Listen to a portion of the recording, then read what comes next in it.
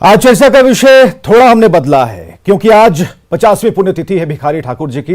मैं हूं आपके साथ विवेक। सवाल यह है कि जिस भिखारी ने इतना समृद्ध किया भोजपुरी को, आखिर बिहार क्या उसे भूल रहा है?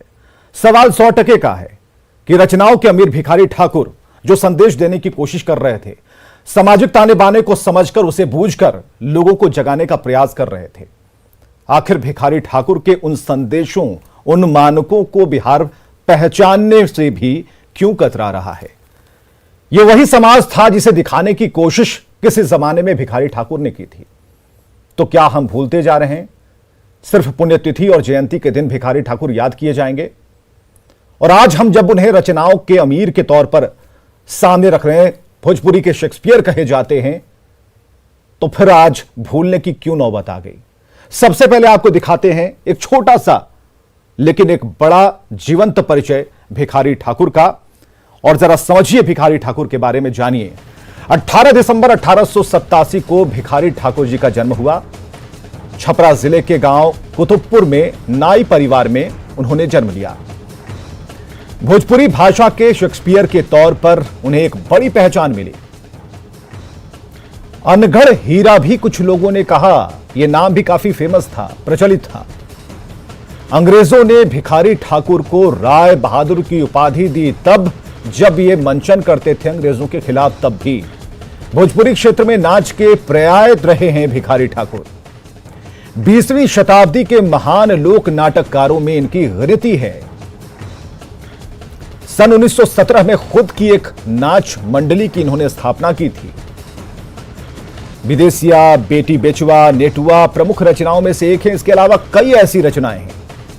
चर्चित रचनाओं में विदेशिया सबसे प्रसिद्ध नाटक है जिसका मंचन आज भी होता है और आज भी प्रासंगिक है।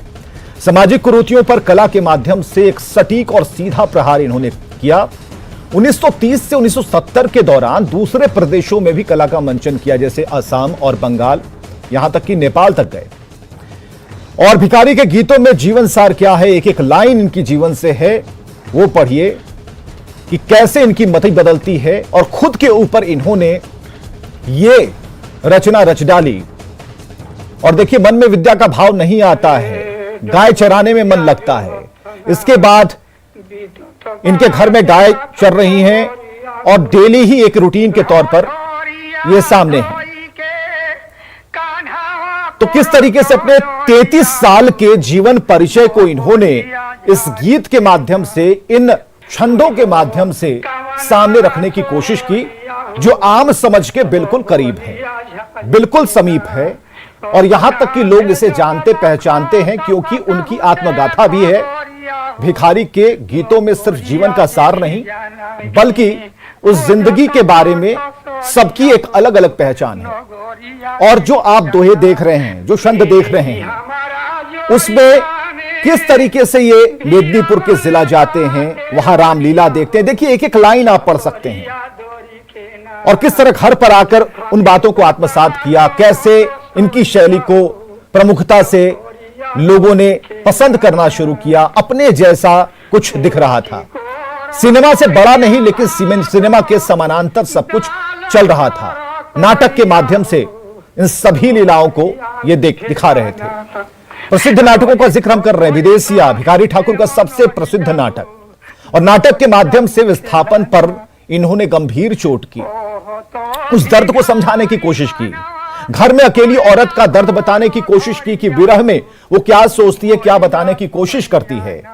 परदेश में अगर उनका पति पुरुष किसी पराई औरत के प्रति अगर उसका मोह हो जाता है, तो विदेशिया में इन बातों को दर्शाया गया। भाई विरोध भी इनकी रचना है। ग्रामीण समाज में भाई भाई के झगड़े को इन्होंने दिखाया। नाटक में दो भाइयों और उनकी पत्नी के झगड़ों को दिखाया गया, सौतन के झगड़ों को। और इसके बाद क्या होता है, झगड़ा लगाने वाली महिला के चरित्र का चित्रण भी बखूबी इन नाटकों के जरिए इन्होंने किया है। बेटी बेचवा काफी प्रसिद्ध नाटक। तत्कालीन समाज में बेमेल विवाह पर नाटक का मंचन, क्योंकि अमीर और गरीब के बीच में एक बड़ी खाई थी। जो अमीर बुजुर्ग होते थे वो लड़कियों की खरीद फरोख्त करते थे, उस पर इन्होंने नाटक लिख दिया और काफी प्रसिद्ध हुआ यह नाटक। जन जन तक पहुंचा। अमीरी और गरीबी के बीच के अंतर का एक बढ़िया मंचन किया इन्होंने। समाज में विधवा महिलाओं की समस्याओं को दिखाया गया विधवा विलाप में, और किस तरह से सामाजिक कुरीतियों का एक एक कर इन्होंने पर्दाफाश करना शुरू किया। विधवा के साथ समाज का व्यवहार क्या है, इसे मंच के जरिए लोगों के दिलों तक पहुंचाया। विधवाओं के धन के प्रति लोगों का लालच कैसा होता है, यह भी दिखाने की कोशिश इस नाटक के माध्यम से इन्होंने की। कलयुग प्रेम उर्फ पिया निसैल समाज में फैली नशाखोरी की समस्या पर आधारित नाटक था। नशाखोरी से तबाह होता परिवार, क्या कहानी उसकी होती है, इसका नाट्य मंचन इन्होंने किया। इसके अलावा नाटक में नशाखोर बाप की शराब की बुरी लत को दिखाया गया, बिगड़ते परिवार को दिखाया गया, और कैसे ये परिवार संभलता है यह भी दिखाने की कोशिश की गई। इसके बाद नाटकों की श्रेणी में गंगा स्नान, खासकर ग्रामीण समाज में गंगा स्नान का जो महत्व होता है उसको भी एक मंच दिया भिखारी ठाकुर ने। गंगा स्नान और लगने वाले मेले का एक वृतांत, इससे जुड़ा हुआ नाटक इन्होंने समाज के सामने रखा। एक बूढ़ी मां की कहानी दिखाई जो परिवार की तरफ से उपेक्षित है, उसे कोई नहीं देखता। नाटक के माध्यम से परिवार में बुजुर्गों की उपेक्षा को दिखाने की एक भरसक कोशिश की गई, जो एक प्रयास और यह प्रयोग सफल भी रहा। पुत्रवध, ग्रामीण समाज में एक मर्द द्वारा 2 शादियों के बाद की कहानी इसमें दिखती है, और इसमें यह दिखता है कि दोनों जो सौतन हैं उनके झगड़े और धन का लालच नाटकों के जरिए, मंच के जरिए इन्होंने प्रस्तुत किया। धन के लालच में अनैतिक संबंध इस नाटक का मुख्य विषय है। गबर खिचोर, जिसकी चर्चा हर तरफ होती है, विस्थापन की कहानी है इसके अंदर, और विस्थापन को नाटक के जरिए दिखाना एक मंच पर एक बड़ी चुनौती थी। पति द्वारा पत्नी को भुला दिए जाने पर एक आधार इन्होंने बनाया, क्या हो सकता है, और यह एक अच्छी तस्वीर हम आपको दिखा रहे हैं जिसमें मंच पर भिखारी ठाकुर मौजूद हैं, और उस मंच पर भिखारी ठाकुर को आप देख सकते हैं। ये है भिखारी ठाकुर। अति दुर्लभ कुछ तस्वीरें हम आपको दिखा रहे हैं, जरा सुनिए। बोरिया झाड़ी के ना कोई बो कवना सोरिया हो, बोरिया झाड़ी के ना कबुना भेजवला खत कतहु से खबरिया हो, नोरिया देखी जाना खी खोजत बट सरिया हो, नगरिया देखी जाना के हमारा जोरिया में भीरवल बाटे ओरिया हो, चपरिया दोरी के ना दुख में होता बाजो तो सोरिया हो, चपरिया दोरी के ना। तो आप इस ये जो आप देख पा रहे हैं संभवतः उस फिल्म का हिस्सा है जिसका शीर्षक ही विदेशिया था। हालांकि भिखारी ठाकुर को फिल्मों में लाया गया। मुंबई दर्शन इनका पहली बार मुंबई से जुड़ा हुआ, और उस वक्त एक फिल्म में एक छोटे से दृश्य में भिखारी ठाकुर को यह मौका मिला कि वो बता सके अपनी रचना के बारे में और रचना को गा सके, और बहुत अच्छा इसका मंचन हुआ और जिस तरीके से एक तस्वीर सामने आई। लेकिन यकीन मानिए इसके पीछे की कहानी क्या थी। इसके पीछे की कहानी यह थी कि भिखारी ठाकुर के जरिए जो फिल्म वाले लोग थे उन्होंने नाम कमाया, पैसे कमाए, लेकिन विदेशिया का जो मुख्य मकसद था वो इस फिल्म के जरिए पूरा नहीं हुआ। लेकिन उनके कई मित्र हैं, उनकी बात उनके गानों के आधार पर, उनके गीत संगीत के आधार पर हम आपको सुनाते हैं।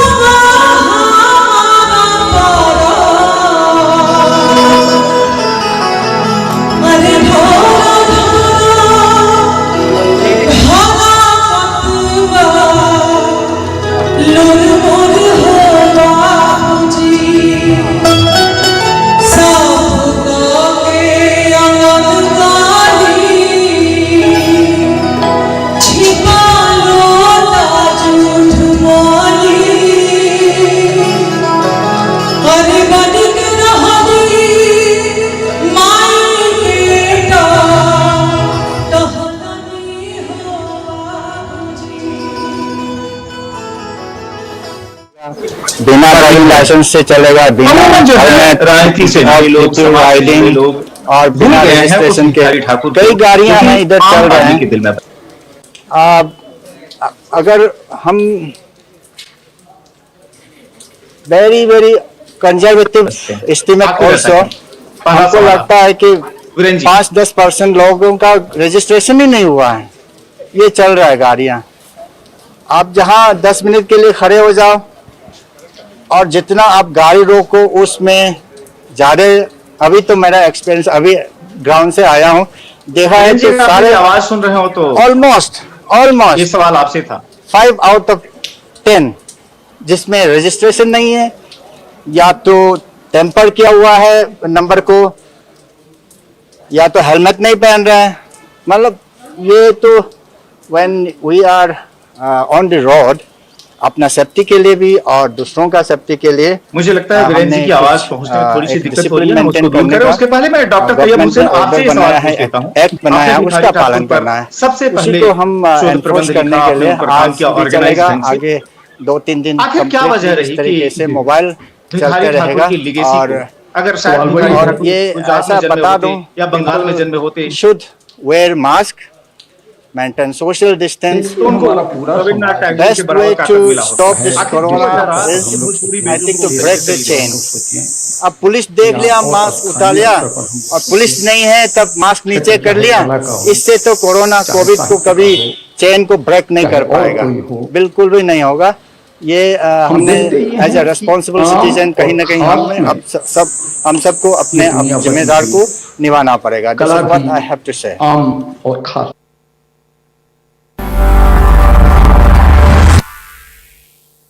में बटी हुई है, साहित्य भी आम और खास में बटा हुआ है, उसी तरह काम भी आम और खास में बटा हुआ है।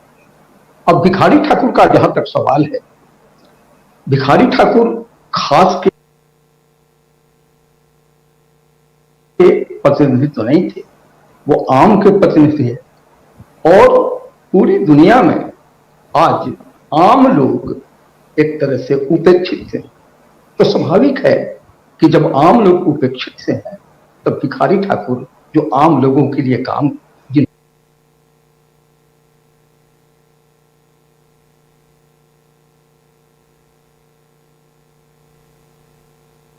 उन्होंने किया, या आम लोगों के जो प्रतिनिधि हैं उनको भी उपेक्षित रहना ही है, और वो उपेक्षित है।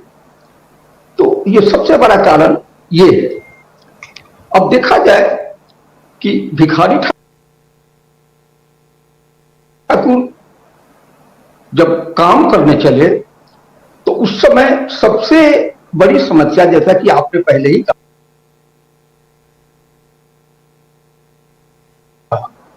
कि पलायन का समस्या था। मजदूर बड़ी संख्या में गांव छोड़ करके, खेती बाड़ी छोड़ करके वो बंगाल की तरफ जा रहे थे, कलकत्ता की तरफ जा रहे थे। वही कमाने का जरिया था, वही कमाने का स्थान था।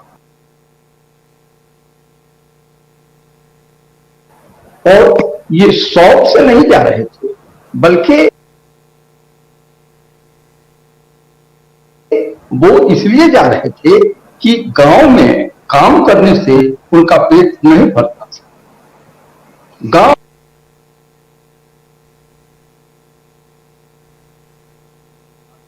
हमारा मुख्य रूप से में आप देखेंगे कि मुख्य समस्या यही है कि यहां से वो उसका नायक कलकत्ता कमाने चला जाता है, और उसके बाद वहां उसके साथ जो समस्या होती है वो अलग, और उसका परिवार इन समस्याओं से जूझता है वो अलग। ये मुख्य रूप से आर्थिक समस्याएं होती है, और आर्थिक समस्या के साथ दूसरी समस्याएं भी जुड़ जाती हैं। तो स्वाभाविक रूप से आम जनता, आम लोग आज उपेक्षित हैं, इसलिए उनके लिए जो काम करता है उसको उपेक्षित रहना ही है। यही कारण है कि आज के समाज में भिखारी ठाकुर भी उपेक्षित से हैं, और जैसा कि आपने कहा कि हमें शिद्दत से आज के दिन उन्हें याद करना चाहिए, लेकिन हम बहुत उपेक्षा भाव से उन्हें याद कर रहे हैं। और संजय सिंह, मैं आपसे पूछना चाह रहा हूं, डॉक्टर तैयब हुसैन जो अभी कह रहे हैं कि भाई चूंकि भिखारी ठाकुर आम आदमी के प्रतिनिधि थे, और आम आदमी जो है सो जिस तरीके से सरोकार से बाहर है, उसकी वजह से शायद हम भिखारी ठाकुर को उस तरीके से याद नहीं कर पाते, या उस तरीके से उनके कंट्रीब्यूशन को सामने नहीं रख पाते जितनी की दरकार थी। क्या मामला सिर्फ इतना ही है?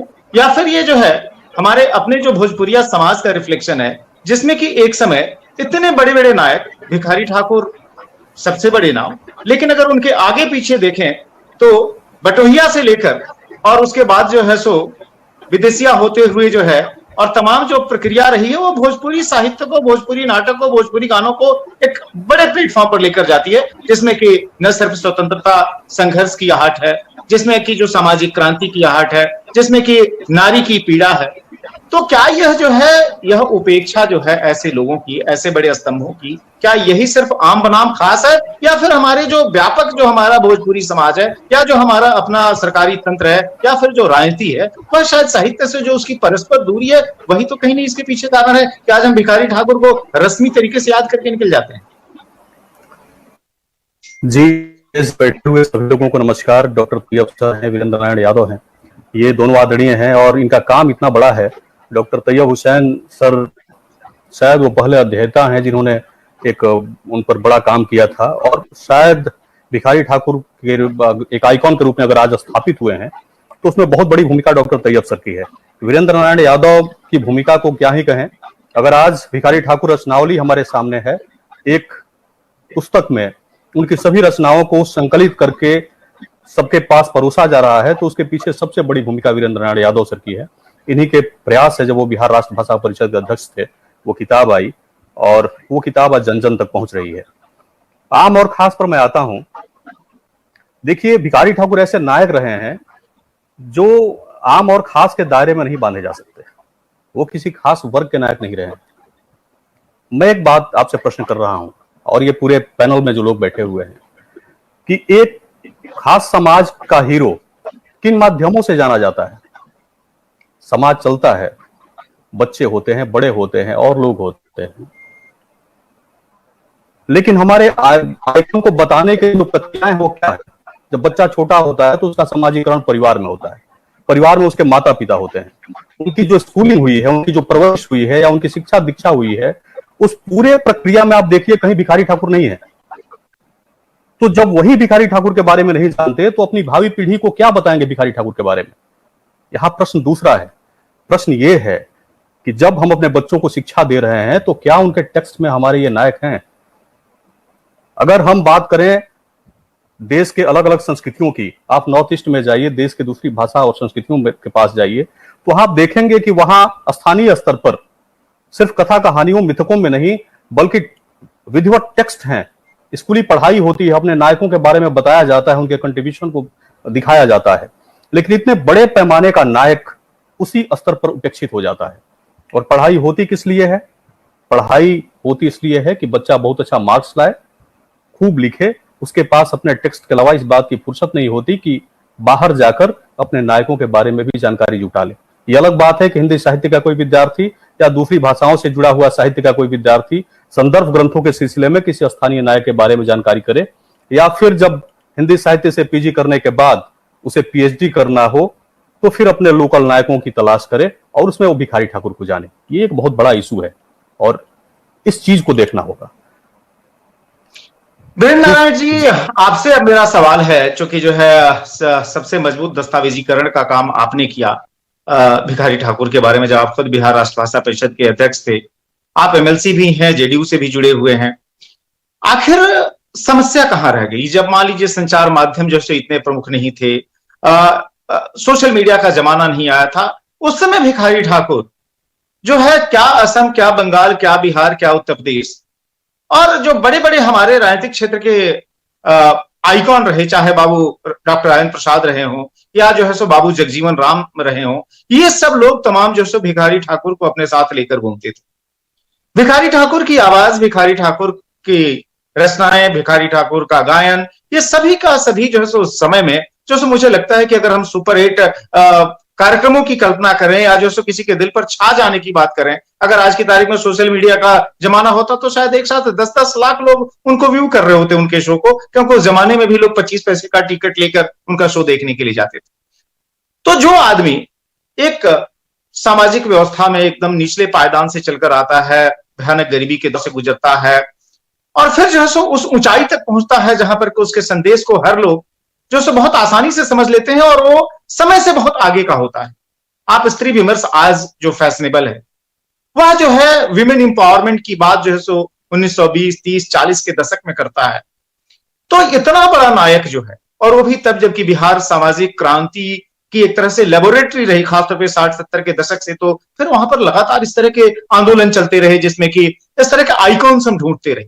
तो फिर कमी कहां रह गई जहां पर कि हमने भिखारी ठाकुर को महज रस्म अदायगी का या तो साधन बना दिया, या फिर हमने उनको छोटे छोटे ब्रैकेट्स में रखने शुरू कर दिए। जो संजय जी की पीड़ा थी कि हम उनको मास तक नहीं लेकर जा पाए, उनको जो है, जो आपके बच्चे हैं, जो आज की पीढ़ी है, उसको बता नहीं पाए कि इस आदमी ने जो है क्या कंट्रीब्यूशन किया उस जमाने में, जबकि माइग्रेशन से लेकर जो है मैरिज से लेकर तमाम ऐसे बर्निंग इश्यूज थे जिस पर कि कोई सोचता नहीं था। चाहे जो है बेटी बिचवा की जरिए वो ये बात कहते हो, या फिर सूदखोरों की समस्या को उठाते हैं, या फिर जो है सो महिलाओं का जो है अपने घर पे अधिकार की बात करते हैं। फिर आखिर जो है हम चूक कहां गए, ये मैं आपसे जानना चाहता हूं।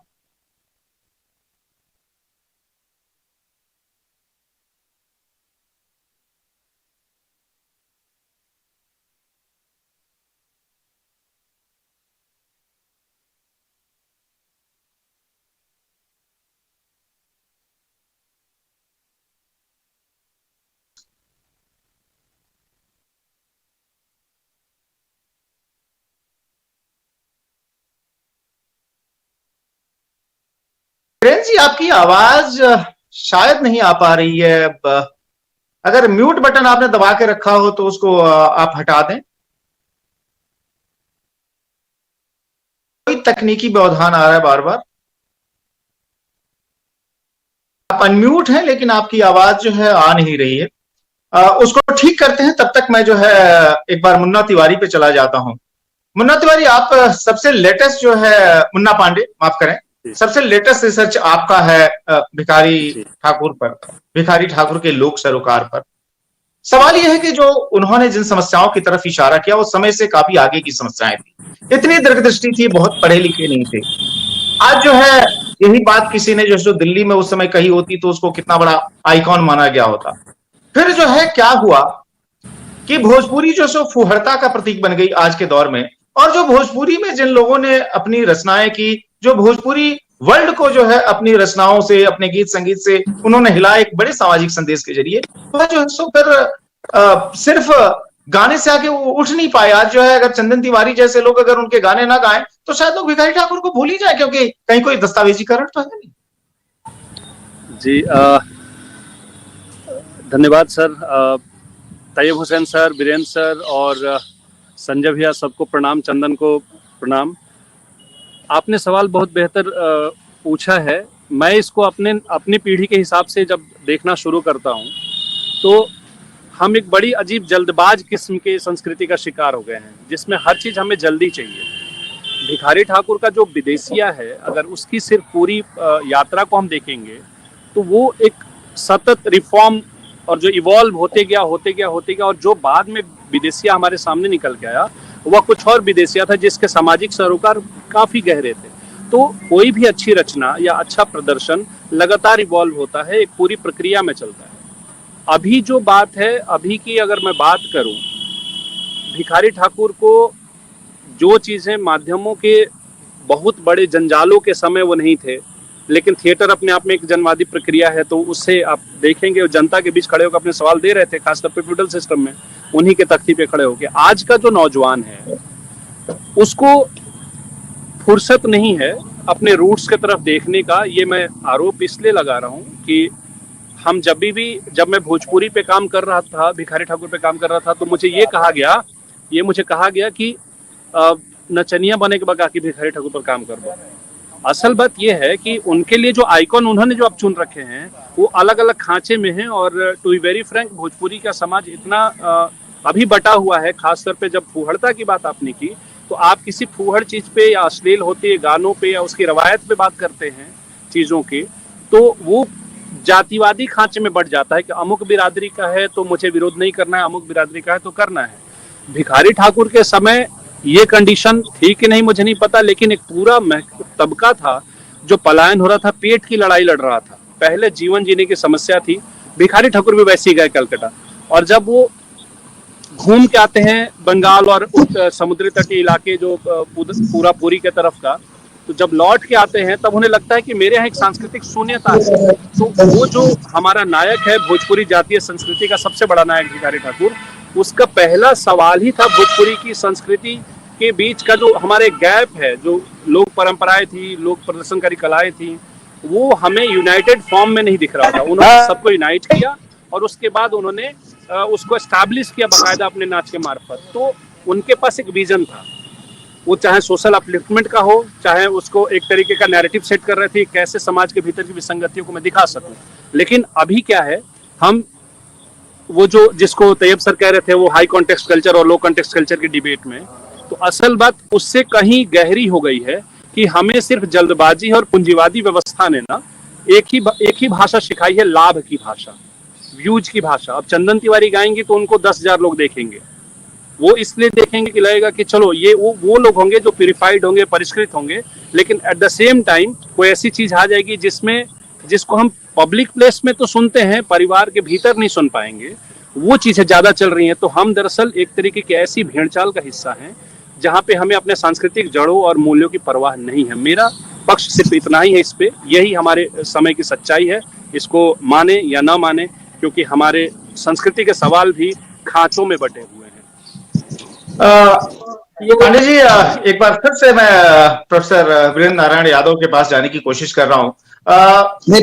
रही है वीरेंद्र जी, आपसे मेरा सवाल है, अगर अब सब कुछ ठीक ठाक हो गया है तो ये कि भिखारी ठाकुर पर, उनके दस्तावेजीकरण पर आपने सबसे अधिक काम किया, खुद बिहार राष्ट्र भाषा परिषद के अध्यक्ष के तौर पर।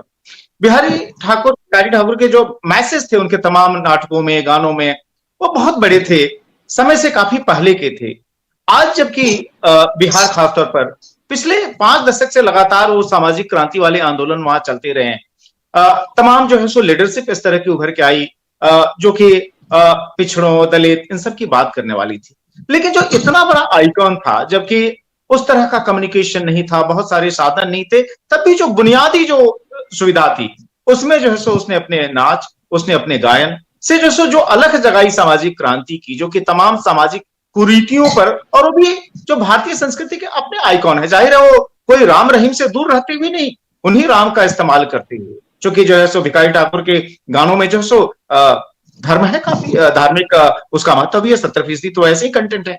तो जो अभी जो है, यह क्यों हुआ कि आज हमें भिखारी ठाकुर को याद करने के लिए भी मेहनत करनी पड़ती है, और खासतौर पर उस वर्ग से जो कि राजनीति से जुड़ा हुआ है, जो समाज की अगुवाई करता है। और इस सवाल का जवाब आपसे बेहतर कोई नहीं दे सकता, क्योंकि आपने भिखारी ठाकुर पर न सिर्फ काम किया है, बल्कि आप खुद राजनीति से भी जुड़े हैं, और आप जो है सो खुद लेजिस्लेचर का भी हिस्सा है। इसलिए जवाब आपसे मैं चाहता हूँ। हमारी आवाज जा रही है? अब जा रही है? आ रही है, अब आप जवाब दें।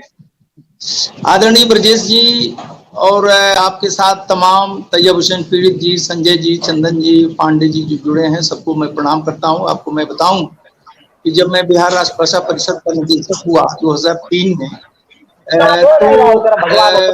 तो छपरा का वातावरण था भिखारी ठाकुर के संबंध में। जब तैयब हुसैन पीड़ित जी का पहला शोध प्रबंध प्रकाशित हुआ और जेएनयू के डॉक्टर मैनेजर पांडे उसके परीक्षक थे, उनका हम लोगों से, मैं हिंदी का अध्यक्ष भी था बिहार जयप्रकाश विश्वविद्यालय में, मैनेजर पांडे का यहाँ अक्सर आना होता था।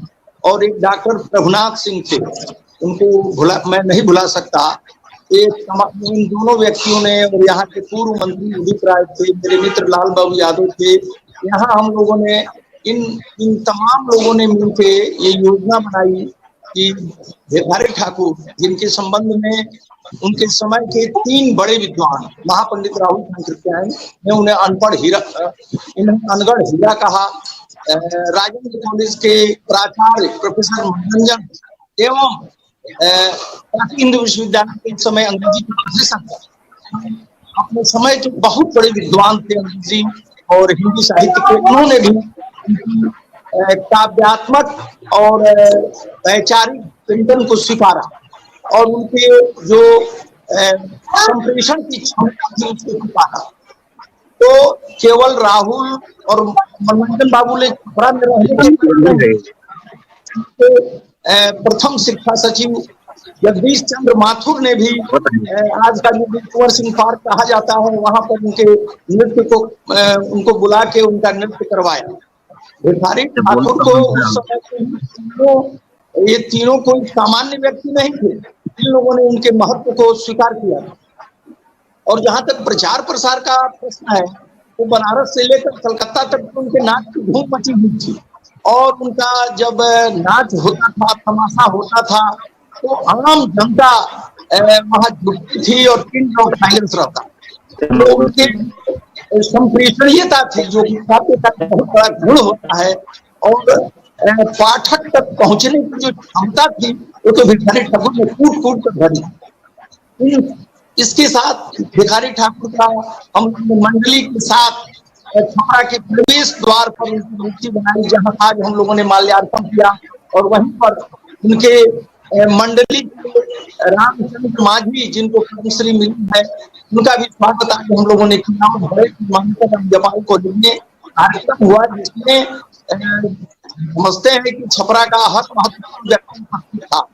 और 2-3 दशकों से उनके जन्मदिन पर और उनके पुण्यतिथि पर सब कार्यक्रम छपरा में होते हैं। इन तमाम बातों ने हम जहाँ तक ये किया, बिहार राष्ट्र भाषा परिषद का निदेशक के नाते मैं उनकी सारी घटनाओं को एक जगह कर दी। उसको जब मैं लेकर मार्केट गया था, वहाँ के राष्ट्रपति ने सुखता और प्रसन्नता से रत्नावली को धारण किया था। और मैं आपको बताऊं कि मेजर पांडे जब भी छपरा की धरती पर आते थे तो बताते थे कि आज वैश्वीकरण का जो जमाना है इसमें भाषाएं मर रही हैं, इसलिए हमारे पूर्वजों की भाषा है, हमारे पूर्वजों की संस्कृति उसमें छिपी हुई है, उस सबको बताने का काम करना है। इसके लिए ठाकुर को याद करना, उनकी रचनाओं का संरक्षण करना, उसका चिंतन करना क्या होता है। भिखारी ठाकुर, मैं यहाँ और बात कहना चाहूंगा। कुछ लोग समझते हैं कि आज रामचंद्र जब उनके जो कि उनके मंडली के सदस्य थे उन्होंने कहा कि भिखारी ठाकुर पढ़े लिखे नहीं थे, और मैं भी गंवार हूँ, परंतु भगवान साहब उनको अच्छा ज्ञान दिया था। कबीर भी पढ़े लिखे नहीं थे, परंतु जीवन को समझने की दृष्टि कबीर के पास और भिखारी ठाकुर के पास उस समय समाज को देखने की दृष्टि। अगर कोई कहता है या कोई समझता है कि उस समय जो आजादी की लड़ाई नहीं थी भिखारी ठाकुर की, जो बातें हैं उनको समझ नहीं पा रहे थे, ऐसी बात मैं इससे सहमत नहीं हूँ। भिखारी ठाकुर जब समाज को बदलने का काम, समाज को जागरूक बनाने का काम, समाज चेतना से मुक्त करने का काम कर रहे थे, वैसे समाज का निर्माण कर रहे थे बात कर सकता था। पहले वे नाना प्रकार की जड़ताओं से समाज को मुक्त करना चाहते, और जब समाप्त हुई तो आदमी और समाज अपनी जान से भी लड़ने के लिए तैयार हो जाएगा। इसलिए मैं मानता हूँ भिखारी ठाकुर अपने समय में आदमी की मुक्ति की बात कर रहे थे, चाहे आर्थिक मुक्ति हो।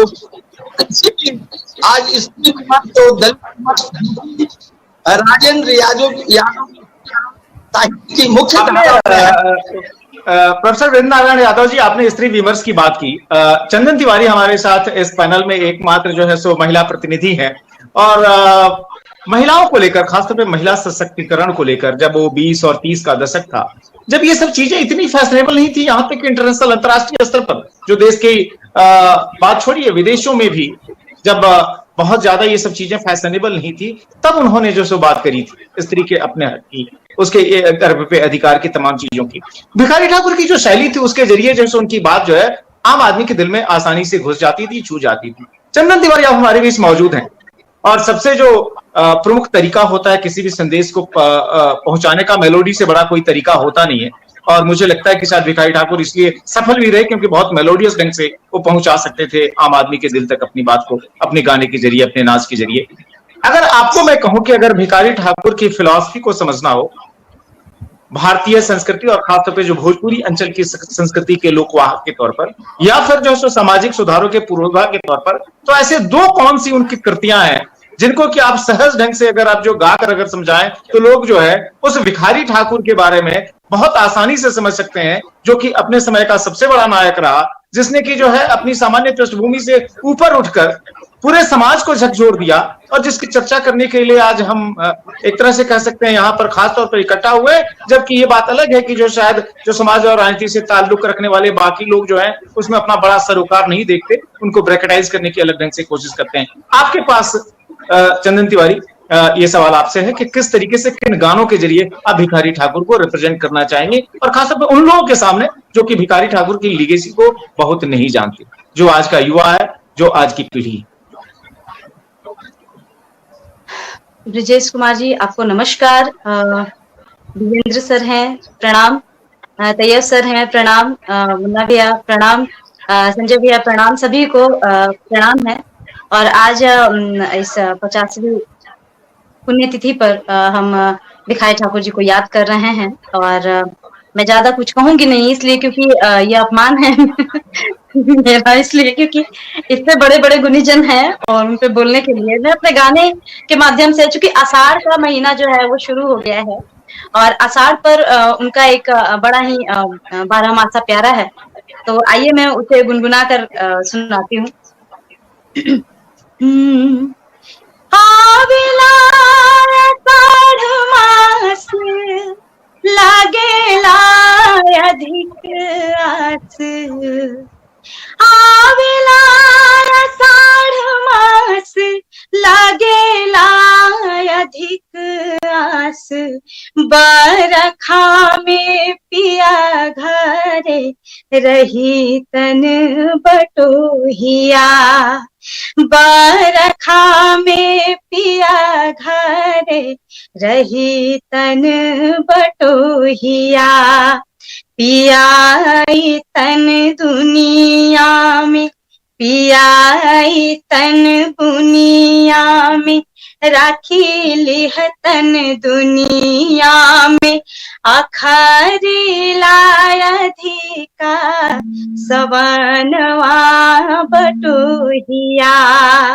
आखरी लायधिका सवनवा बटोहिया।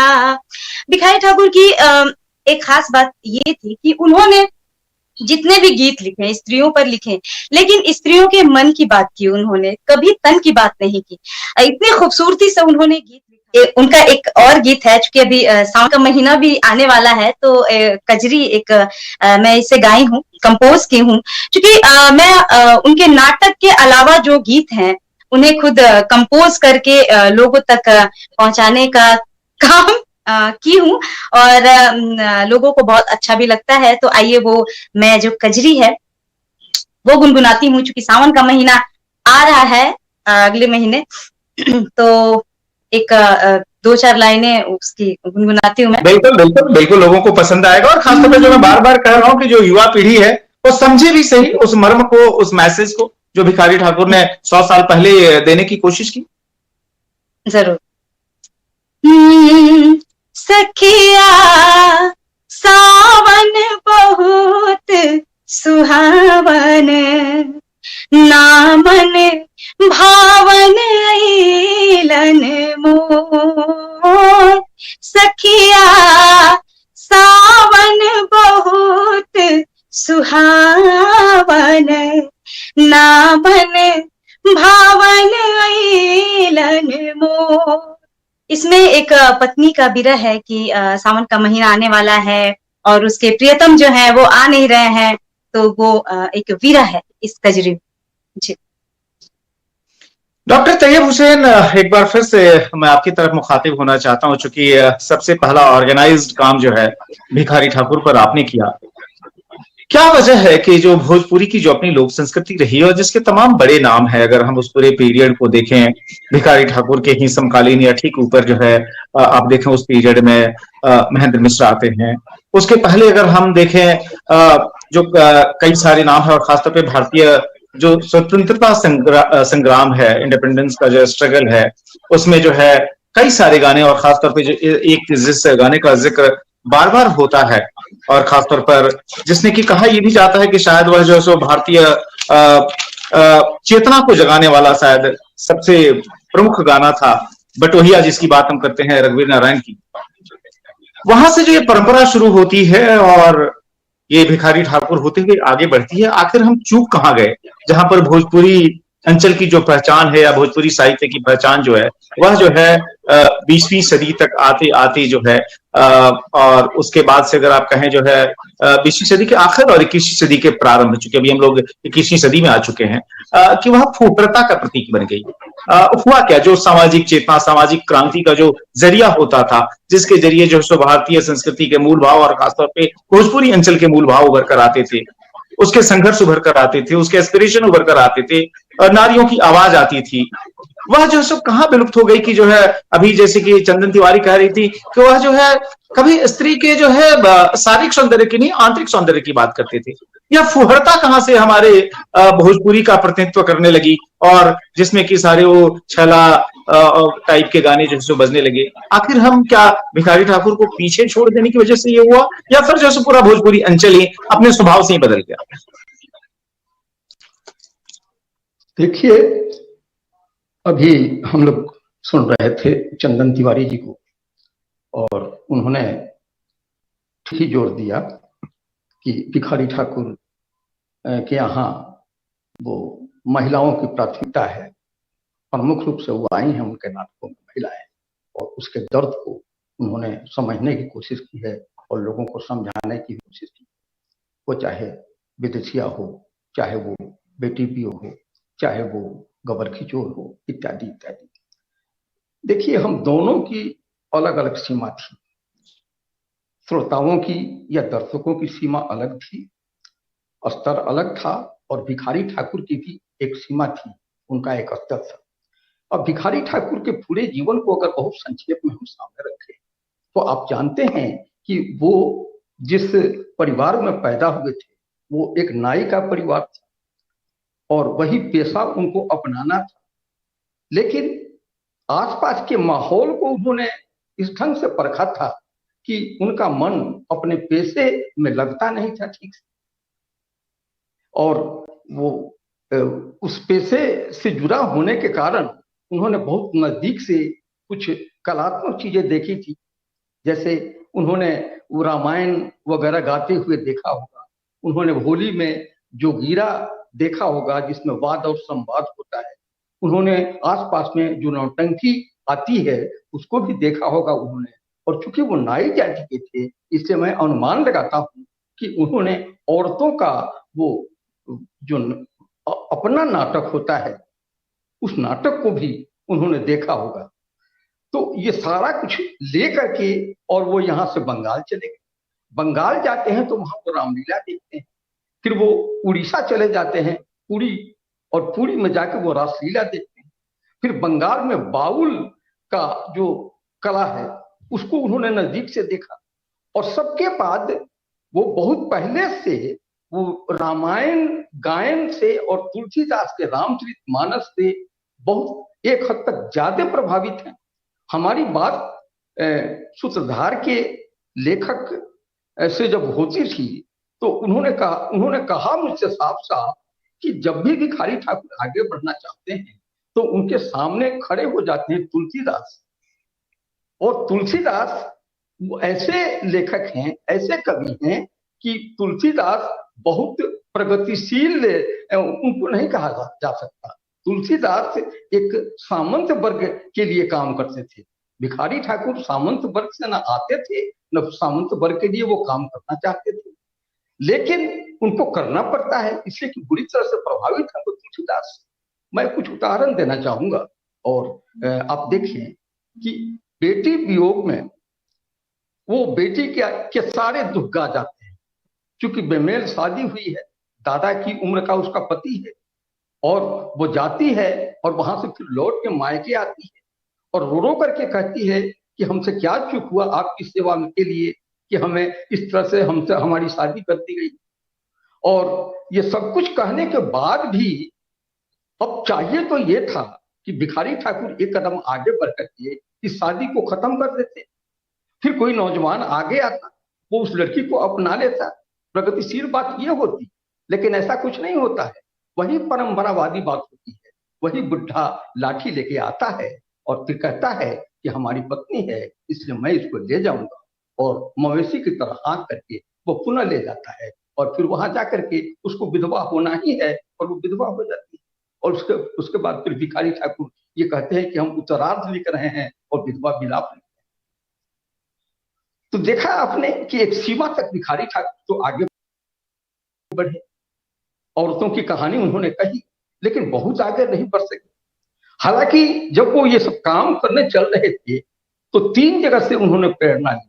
आसपास के समाज से, जहां के लोग बड़ी संख्या में जा रहे थे कमाने बाहर। फिर उन्होंने गांधी का आंदोलन चल रहा था, उस आंदोलन से प्रभावित हो हुए। जैसे गांधी मद्य निषेध का प्रचार कर रहे थे, हमें पीना नहीं चाहिए, तो उन्होंने कलयुग प्रेम जो लिखा वो पीवा निषेध करके मशहूर हुआ। वहां मद्य निषेध की बात वो करते हैं गांधी के प्रभाव में।